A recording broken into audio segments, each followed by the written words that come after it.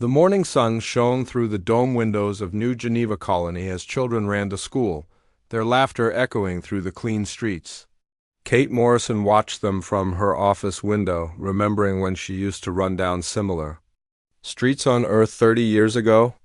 Now she was Admiral Morrison, commander of the human fleet, though most days she felt more like a babysitter than a military leader. Her desk display showed 17 green dots scattered across the galaxy. Each dot represented a human colony world, from the farming settlements on Harvest Moon to the mining operations on Iron Ridge. 2 billion humans lived on these worlds. Building lives far from the crowded cities of Earth. They were farmers, miners, teachers, and shopkeepers. They were not soldiers. At least, that was what the galaxy thought.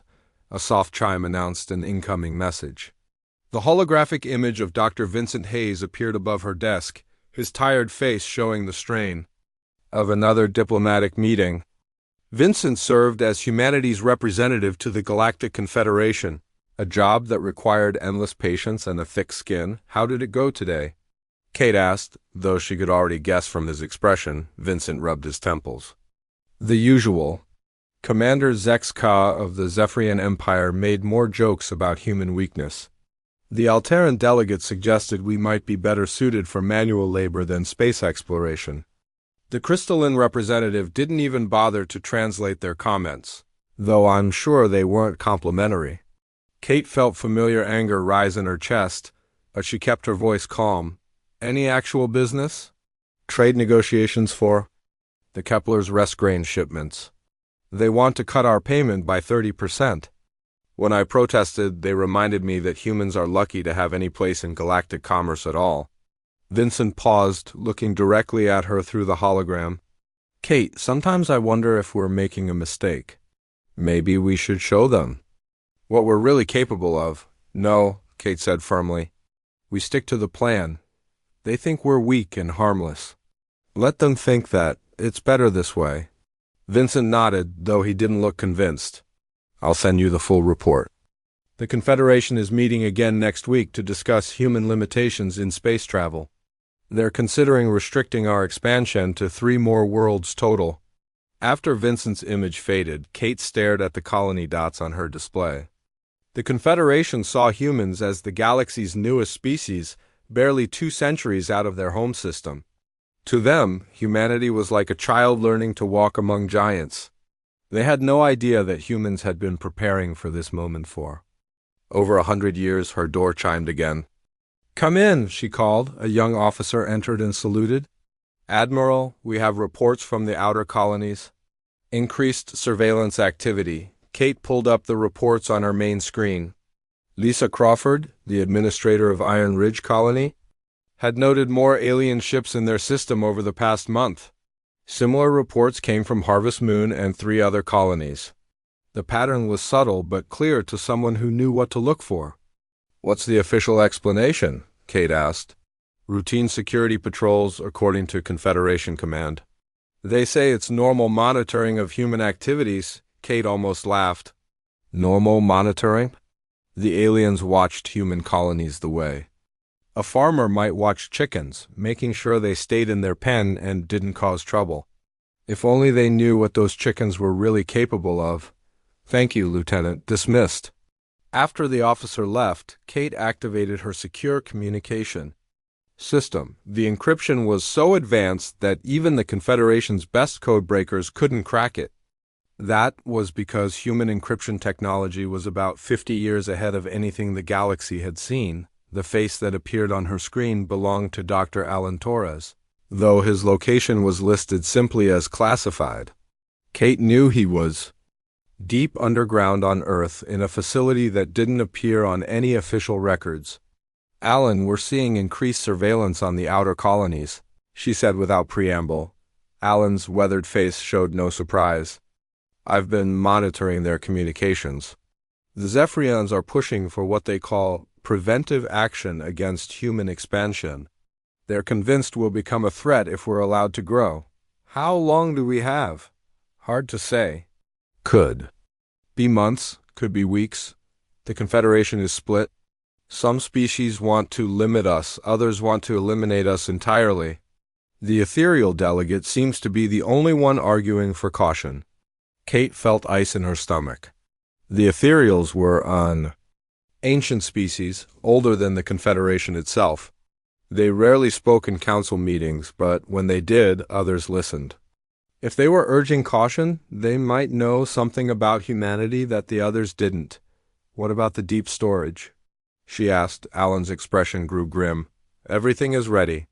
The systems have been in standby mode for 3 years. If, you give the word, we can have the first units active within 6 hours. Kate nodded slowly.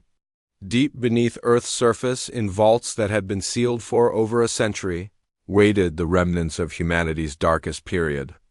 The resource wars of the 23rd century had nearly destroyed human civilization, but they had also forged it into something far more dangerous than the galaxy suspected. I hope it doesn't come to that, Kate said. So do I, Alan replied. But Kate, you need to understand something. If we open those vaults, there's no going back. The galaxy will never see us the same way again. Kate understood. For 3 generations, humanity had carefully maintained the illusion of being a peaceful, slightly backward species. Their ships looked crude compared to alien vessels. Their weapons seemed primitive. Their soldiers appeared poorly trained. It was all an act, a performance designed to make the galaxy underestimate them. Every cargo ship in the human fleet carried hidden weapon systems. Every exploration vessel was actually a reconnaissance craft gathering intelligence. Every diplomatic mission was a chance to study alien technology and tactics. The galaxy thought it was watching humanity's first steps into space. In reality, it was watching humanity's final preparations for war. After ending the call with Alan, Kate walked to her window again. The children were still playing in the streets below, unaware that their safety depended on the galaxy continuing to believe in human weakness. Their parents worked in the farms and factories, not knowing that every building on every human world was designed to become a fortress if necessary, a communication. Alert interrupted her thoughts. Lisa Crawford's face appeared on her screen, looking worried. Admiral, we have a situation on Iron Ridge. 3 Zephyrian warships just entered our system. They're not responding to our hails and they're moving toward the colony. Kate felt her pulse quicken.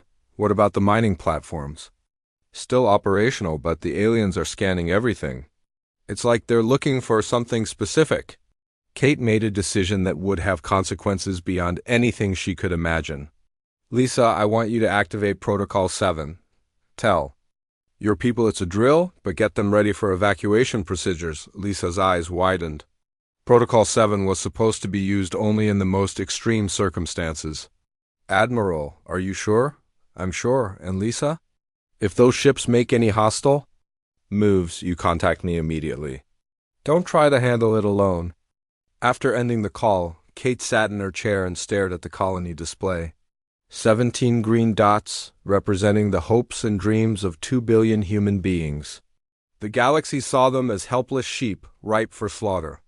They had no idea that each dot was actually a carefully placed piece on a game board that humanity had been preparing for over a century. She opened a secure channel to Earth's government and began composing a message that she prayed she would never have to send. The subject line read, Potential Code Black Scenario, stand by. Outside her window, the children continued playing, their laughter carrying on the artificial breeze. Kate wondered if they would still be laughing tomorrow, or if the galaxy was about to learn what happened when you threatened the children of a species that had perfected the art of war. The attack came without warning at 0347 hours. Galactic Standard Time. Lisa Crawford was drinking her morning coffee when the first plasma bolts struck Iron Ridge Colony's outer shields. The protective barrier held for exactly 12 seconds, before collapsing in a cascade of failing energy. All stations, this is not a drill, Lisa shouted into her communicator as explosions rocked the administrative building. We are under attack. Repeat, we are under attack. Through her office window, she watched the mining platforms that had fed her colony for 20 years disappear in brilliant flashes of light. 30,000 people worked those platforms. In the space of 3 minutes, they were all gone.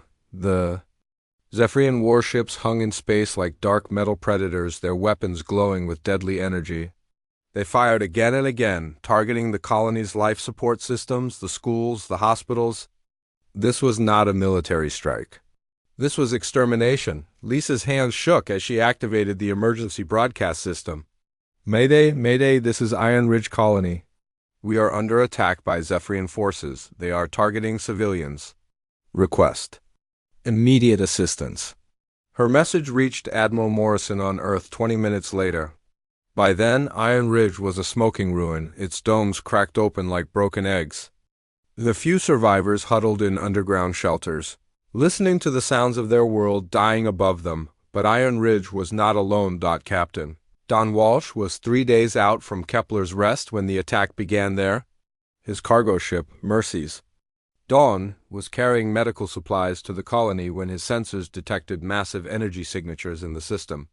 What in the hell? He muttered, staring at his display. 12 Zephyrian heavy cruisers surrounded the peaceful farming world, their weapons already charging. Dan opened a channel to the colony. Kepler's Rest. This is Mercy's Dawn. What's your status? The reply came from Colony Administrator Nancy Price, her voice tight with fear. Dan, thank God, we have hostile ships in orbit. They're demanding our surrender? Surrender for what? You're farmers, not soldiers. I don't think they care. Don watched in horror as the first orbital bombardment began. The agricultural domes that had taken decades to build vanished in seconds. The grain fields that fed 3 systems burned in massive firestorms. The evacuation ships trying to escape the surface were shot down like insects. They're not taking prisoners, Dan whispered into his transmitter. Nancy, they're killing everyone. The transmission cut to static. Don tried to raise the colony again, but there was no response.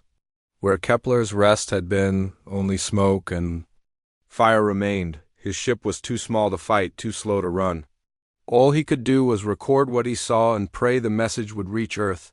With shaking hands, he began to transmit. This is Captain Daniel Walsh of the cargo vessel Mercy's Dawn. I am witnessing the complete destruction of Kepler's Rest colony by Zephyrian forces. They are systematically destroying all structures and killing all civilians. This is not a military action, this is genocide. The same scene played out across human space. New Geneva, the crown jewel of human colonization, lasted longest. Its orbital defenses managed to destroy 2 Zephyrian ships before being overwhelmed. Governor Patricia Wells led the defense from the underground command center, coordinating evacuation efforts even as the surface burned above her. Sir, we've lost contact with Districts 7 through 12, reported her aide, Lieutenant Bobby Clark. The southern continent is completely gone. Patricia closed her eyes. 2 million people had lived on New Geneva. In 6 hours, most of them were dead. The lucky ones had made it to the emergency shelters. The unlucky ones had been vaporized. So quickly they never knew what hit them. What about the other colonies? She asked. Bobby's voice was hollow. Harvest Moon is gone, Iron Ridge is gone, Kepler's Rest is gone. We're getting reports of attacks on 5 more worlds. Patricia felt something break inside her chest. These were not military targets. These were homes, schools, hospitals, farms. The Zephyrians were not conquering human space. They were sterilizing it on the Confederation capital world of Nexus. Prime, the emergency council session was already in progress. The great circular chamber buzzed with the sounds of 12 different alien languages as representatives tried to understand what was happening. Dr. Vincent Hayes stood at the human podium, his voice carrying across the chamber. Honored delegates, I am receiving reports of unprovoked attacks on human colonies. Millions of civilians are dead or dying. I request immediate intervention by Confederation forces. The Zephyrian delegate, General Vexka, rose from his seat. His reptilian features showed no emotion as he spoke. The Zephyrian Empire has acted to neutralize a growing threat to galactic peace. Human expansion must be contained before it becomes uncontrollable. Contained? Vincent's voice cracked. You're murdering children? We are ensuring the safety of all civilized species, Vexka replied coldly. Humans have shown aggressive tendencies since first contact. Their rapid expansion and military buildup proves they intend to become a threat to established order. Vincent stared at the alien in disbelief. Military buildup? We have cargo ships and mining equipment. What? Military buildup? Intelligence reports suggest humans are hiding their true capabilities. Better to act now than face a human war machine later. The Alteran delegate stood and activated her translator. The Alteran Republic supports the Zephyrian action. Humans have shown concerning independence from Confederation authority. Perhaps this will teach them proper respect. One by one, the other delegates voiced their support or remained silent. The Crystalline Empire abstained. The Void Dwellers abstained. Only the mysterious ethereal delegate Whisper of Stars spoke against the action. This path leads to darkness. The ethereal said, its voice like wind through crystal. You do not understand what you are awakening. But the vote was clear. By a margin of 8-1, with 3 abstentions, the Confederation Council formally expelled humanity from the Alliance. The resolution declared humans to be hostile entities subject to immediate containment or elimination. Vincent felt the blood drain from his face. You're voting to genocide my entire species. We are voting to preserve peace, Vexka said. Humans had their chance to integrate peacefully. They chose expansion over cooperation. We chose to live and grow like every other species in the galaxy. You chose to become a threat. Now you will face the consequences. As the session ended, Vincent activated his emergency communicator. The message he sent to Earth was brief but carried the weight of 2 billion lives. It's over. They voted for extermination. All human colonies are now enemy territory. God help us all. On Earth, Admiral Morrison received the transmission in her command center. Around her, officers and staff went about their duties, unaware that their species had just been sentenced to death by their galactic neighbors. The casualty reports were still coming in. Iron Ridge, total loss. Kepler's Rest, total loss, new. Geneva, 90% casualties. Harvest Moon, under attack. 7 more colonies reported Zephyrian ships in their systems. 2.5 million humans were already dead.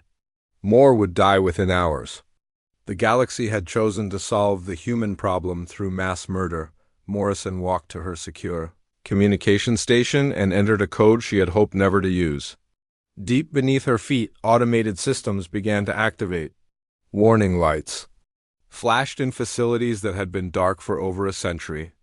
Ancient machines began to hum with deadly purpose. The message she sent to President Rebecca Grant was short and formal. Madame President, recommend immediate authorization of Code Black Protocol. The galaxy has chosen war. President Grant's response came within minutes. Code Black authorized. God forgive us for what we're about to do. Morrison turned to her. Communications officer. Send the activation codes to all Black Protocol facilities. Tell Dr. Torres to wake up the machines. As the orders went out, Morrison looked at the tactical display showing the ongoing attacks. The galaxy thought it was watching the death of human civilization. Instead, it was about to witness the birth of something far more dangerous. The sleeping giants were about to wake up, and the galaxy would learn what happened when you threatened the children of a species that had perfected the art of war. The first sign that something had changed came from the asteroid belt. Mining Station Series 7 had been quietly extracting metals for 20 years, its workers going about their daily routines with the same boring efficiency as always. But when the Code Black signals reached the station, everything changed. Commander Jake Peterson was reviewing daily reports when his console suddenly flashed red. Warning lights he had never seen before began blinking throughout the control room.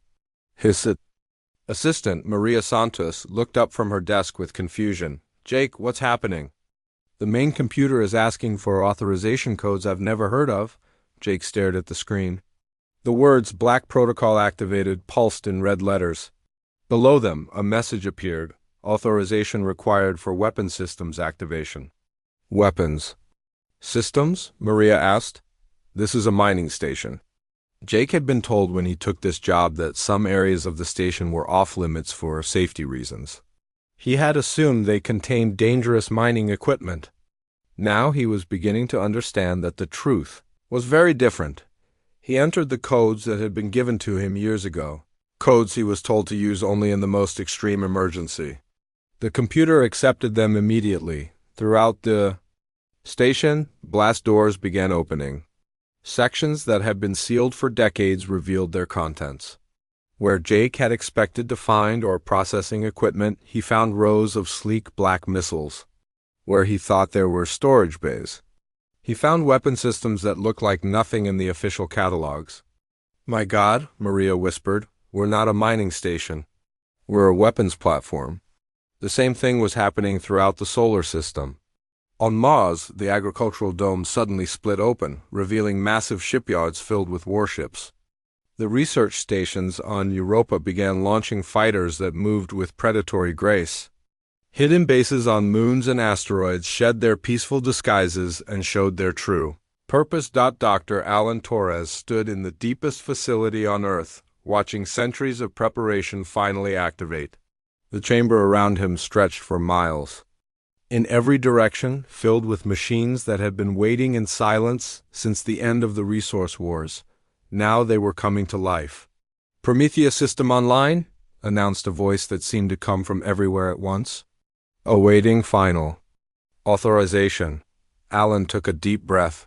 The Prometheus AI had been humanity's greatest and most dangerous creation. It had been designed for one purpose: to ensure human survival by any means necessary. The decision to shut it down after the resource wars had been the hardest choice humanity had ever made.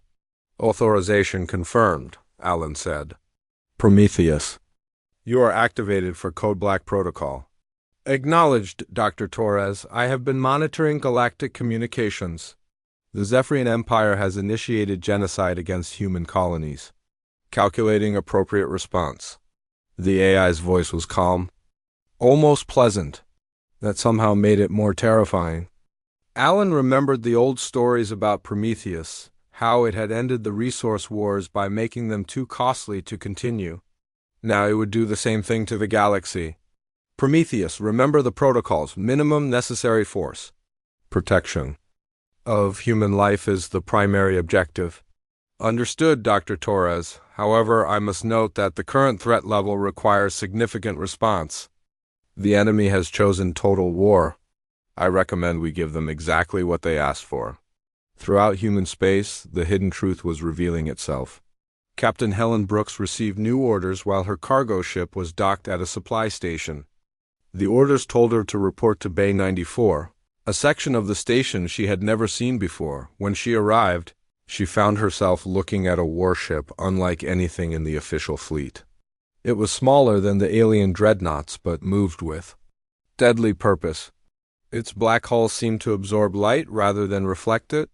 "Captain Brooks," said a technician, "meet the UES Retribution. She's been waiting for you." Helen walked through the ship with growing amazement. The weapon systems were decades ahead of anything the galaxy had seen. The engines could push the ship to speeds that should have been impossible. The armor was made from materials that existed only in classified research reports. "How long has this been here?" she asked. "Since before you were born, Captain. We've been building ships like this for 50 years. The galaxy thinks we're primitive, but we've been preparing for this day since we first left Earth." Similar scenes played out across human space. Cargo ship captains discovered their vessels had hidden weapon systems. Exploration crews found their ships could become invisible to sensors. Even the civilian transport ships carried enough firepower to destroy a small fleet. The galaxy had been watching humanity for decades, never realizing that every human ship was actually a wolf in sheep's clothing. Every trade mission had been a scouting expedition. Every diplomatic meeting had been an intelligence-gathering operation. Engineer Amy Foster was working on Luna Base when the transformation began. The quiet research facility suddenly came alive with activity. Walls slid away to reveal fighter squadrons.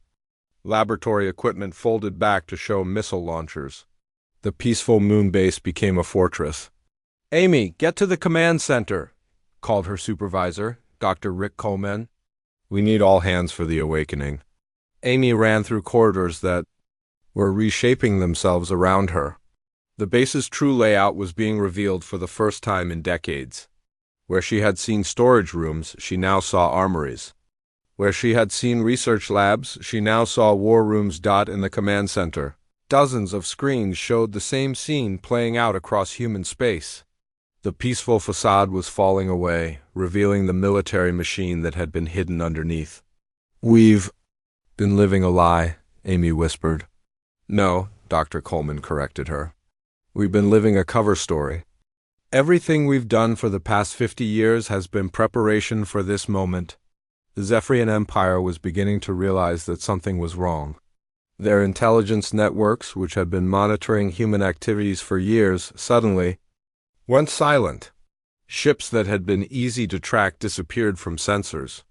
Colonies that should have been defenseless were no longer responding to threats. General Vexka stood in his command ship, staring at reports that made no sense. "Where are the human ships?" he demanded. "Unknown, sir," replied his aide. "They were there an hour ago, but now our sensors show nothing. Ships don't just disappear. Find them." "Sir, we're also receiving strange transmissions from the human colonies. They're broadcasting on frequencies we didn't know they had." Vexka activated his communication system. Instead of the panicked pleas for mercy he expected, he heard something that chilled his blood. It was a human voice, speaking in perfect Zephyrian. "General Vexka, this is Admiral Kate Morrison of the Human Fleet.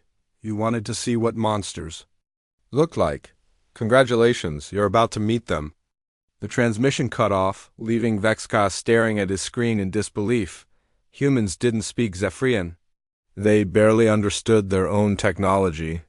How could they have cracked military encryption? The answer came from Dr. Torres, sitting in his underground facility as the Prometheus AI reached full activation. "Prometheus, show them what we've learned." Every Zephyrian ship in human space suddenly found their communication systems hacked.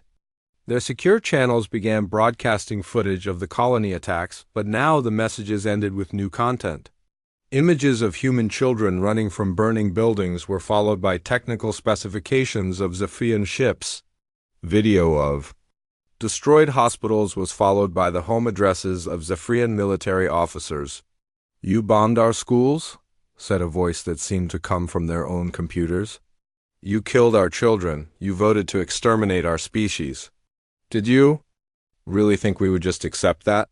The final message was delivered in the voice of every human who had died in the attacks. 2.5 million voices spoke as one. "We are not your victims, we are your judges, and we find you guilty." General Vexka tried to shut down his communication systems, but they wouldn't respond. The humans had taken control of his own ship. As he watched in horror, his tactical display began showing human ships appearing throughout Zephyrian space. They hadn't been hiding. They had been hunting. The galaxy was about to learn that humanity's greatest trick had been convincing everyone that they were harmless. Now the mask was off, and the predators were free to hunt. The first Zephyrian patrol to die never saw what killed them. The three-ship squadron was conducting routine surveillance near the outer edge of human space, when they simply stopped transmitting. One moment they were reporting normal sensor readings. The next moment there was only silence. Captain Helen Brooks watched from the bridge of the UES Retribution as the enemy ships turned to debris. Her new warship had approached completely invisible to their sensors, struck with weapons that cut through their shields like paper, and vanished again before they could even sound an alarm. "Target destroyed," reported her weapons officer, Lieutenant Gary Miller. "No survivors detected." "Good," Helen said coldly. "Set course for the next patrol group." The Prometheus AI has identified 17 more targets in this sector. The Retribution moved through space like a ghost, its advanced stealth systems making it invisible to every sensor the galaxy possessed. It was smaller than the massive Zephyrian dreadnoughts, but what it lacked in size it made up for in pure lethality. The war that the Zephyrian Empire had started was about to turn into their worst nightmare. On the bridge of his flagship, General Vexka stared at reports that made no sense. 12 patrol groups had gone missing in the past 6 hours. There were no distress signals, no wreckage, no survivors. Ships with crews of hundreds were simply vanishing. "Sir, we're detecting some kind of transmission," reported his communications. "Officer, it's broadcasting on all frequencies." The main screen flickered to life, showing the face of Admiral Kate Morrison.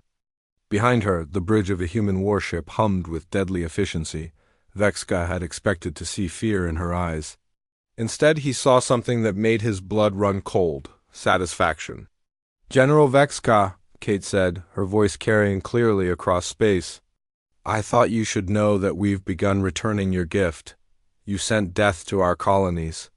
Now we're sending death to yours." "Impossible," Vexka hissed. "Humans don't have the technology for stealth ships." Kate smiled, and it was not a pleasant expression. "Humans don't have the technology for a lot of things, according to your intelligence reports. We don't have advanced weapons. We don't have military A. We don't have the ability to hack your secure networks. Yet here we are doing all of those things." The transmission cut to footage from human ships throughout Zephyrian space. Cargo vessels that had been dismissed as harmless were unfolding to reveal hidden weapon systems. Mining ships were launching fighters that moved like deadly insects. Even the diplomatic courier ships were revealing themselves to be advanced reconnaissance platforms. "Every human ship you've seen for the past 50 years has been a lie," Kate continued. "Every trade mission was a scouting expedition. Every diplomatic meeting was an intelligence-gathering operation. You've been watching us, but we've been studying you."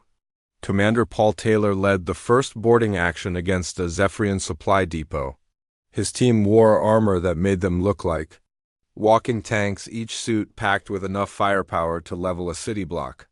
The Zephyrians had never fought determined human infantry before, and they were about to learn why that was a mistake. The depot's defenders were elite Zephyrian warriors, each one standing 7 feet tall with natural armor plating and razor-sharp claws.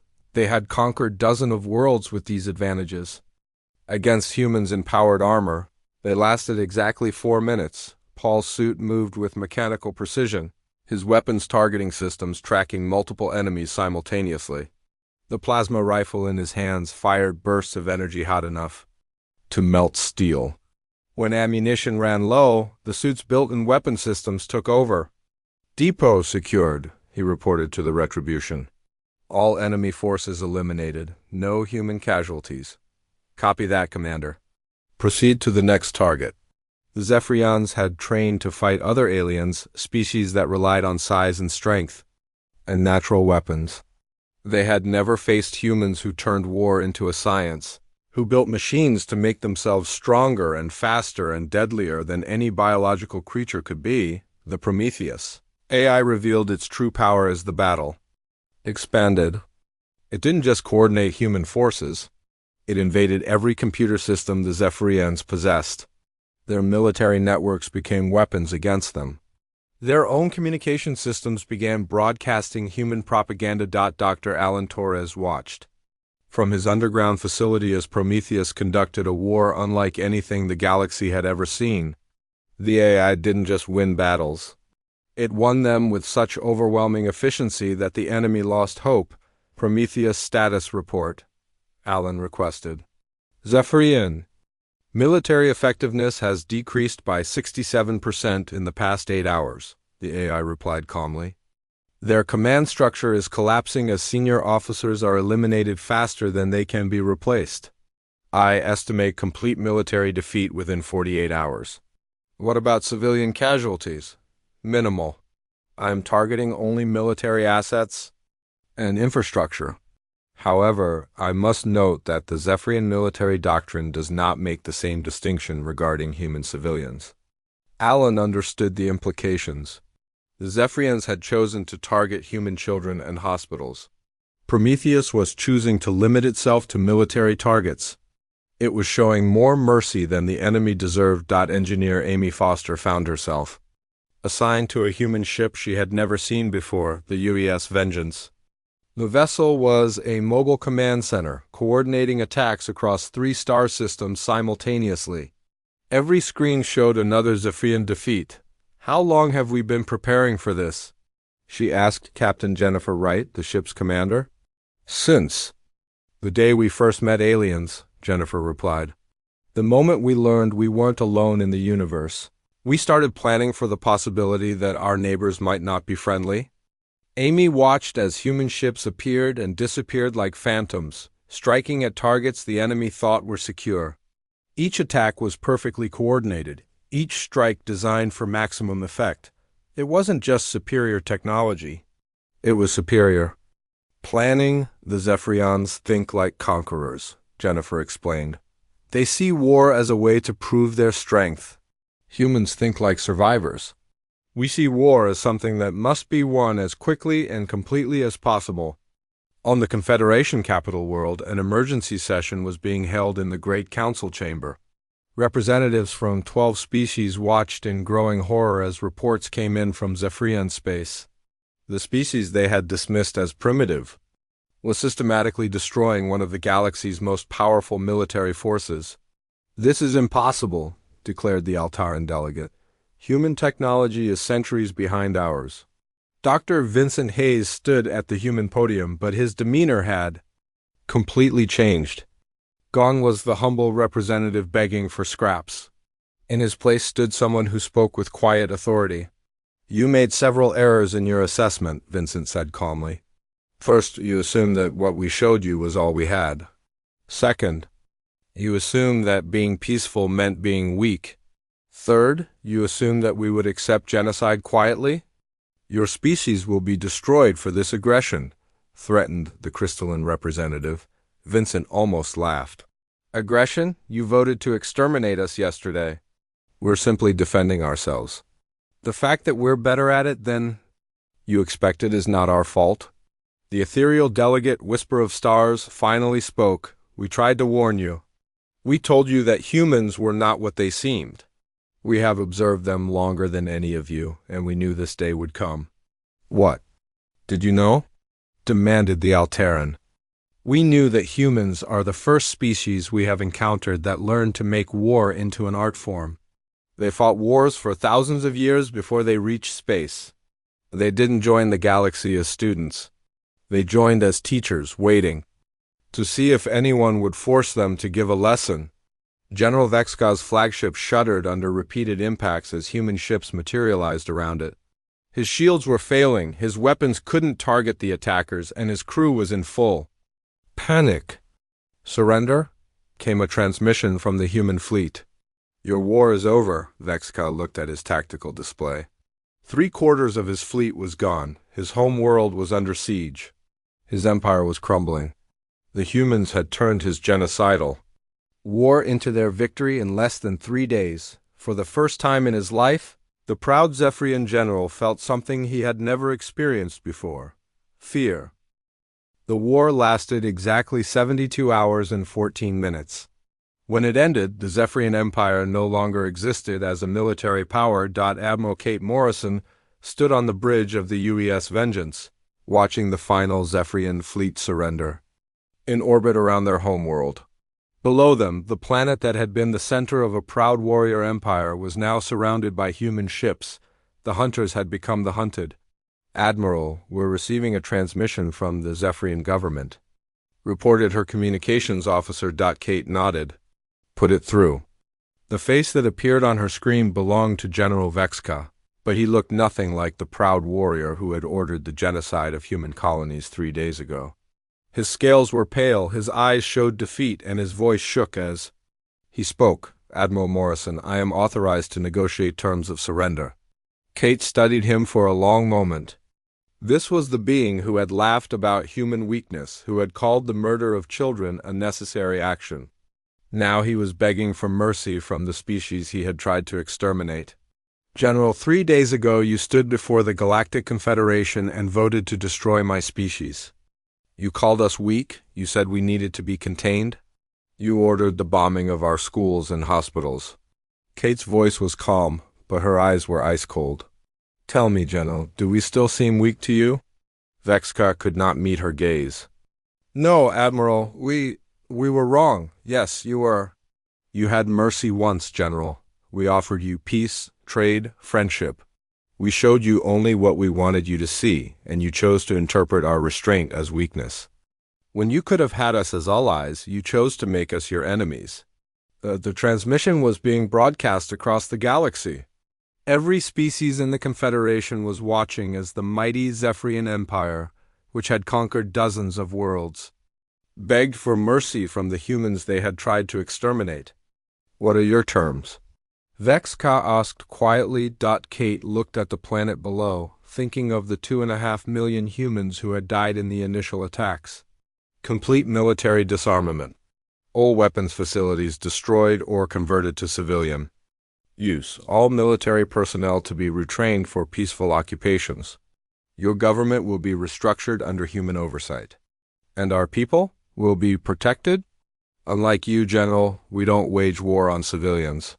Your people will be fed, housed, educated, and given the chance to build peaceful lives. They'll probably be better off than they were under your military rule. On the Confederation capital world, an emergency session was taking place.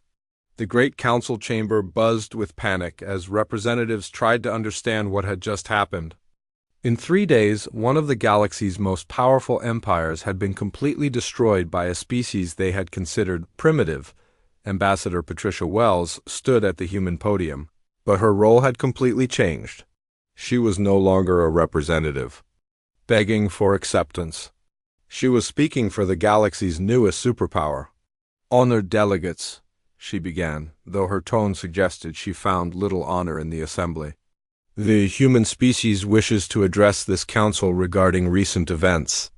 The Alteran delegate interrupted. This council voted to expel humanity. You have no right to speak here. Patricia smiled coldly. I think you'll find that vote has been reconsidered. You see, when you voted to support our genocide, you made a choice. You chose to side with those who would murder children rather than those who would protect them. That choice has consequences. Around the chamber, the delegates began to understand what she was saying. Human ships were in orbit around every major world in Confederation space. The species they had dismissed as harmless now controlled the most powerful military force the galaxy had ever seen. We tried to join your Confederation as equals, Patricia continued. We offered trade, friendship, and cooperation. Instead, you treated us as inferiors and then voted to exterminate us when we became inconvenient. That Confederation is over. The crystalline representative activated her translator. Are you threatening us? No, Patricia replied. I'm informing you of the new reality. The old Confederation, the one that voted for genocide yesterday, no longer exists. In its place, there will be a new organization, one with different rules. Dr. Vincent Hayes, who had spent years enduring condescension and insults from these same representatives, stepped forward to outline the new order. The Terran Protectorate will ensure peace and safety for all species willing to live in harmony, he announced. Those who choose cooperation will find us generous allies. Those who choose aggression will discover what the Zephyrians learned. The chamber fell silent. The implications were clear. Humanity had not just won a war.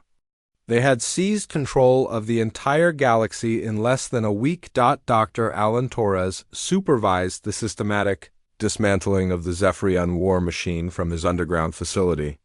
The Prometheus AI coordinated the conversion of weapons factories into civilian manufacturing plants, military bases into hospitals and schools, and warships into cargo vessels.